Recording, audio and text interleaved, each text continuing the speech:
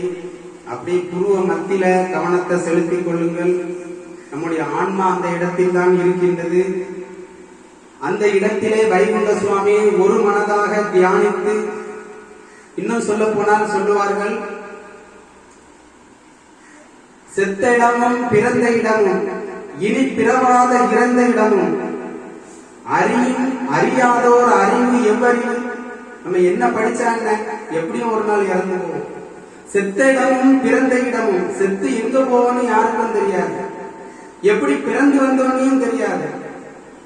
மேலே வான லோகத்திலே ஜீவன்கள் மழையாக பூமியிலே வந்து இறங்கி, அது ஒவ்வொரு காய்கறி செடியாகவும் பழங்களாகவும் அந்த ஜீவன் அதிலே வந்து, பின்பு அதை நாம் உட்கொள்ளும் போது அது ஒரு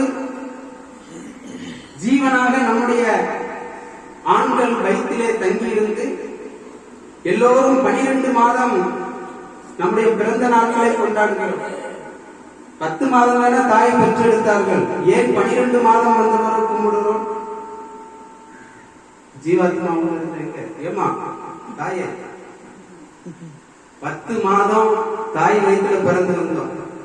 10 மாதத்துல தானே நம்ம பிறந்த நாள் கொண்டாடணும். ஏன் 12 மாதம் கொண்டாடுறோம்?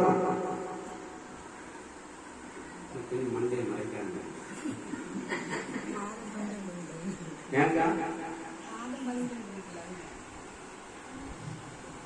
அது ஏன் 12 மாதம் கொண்டாட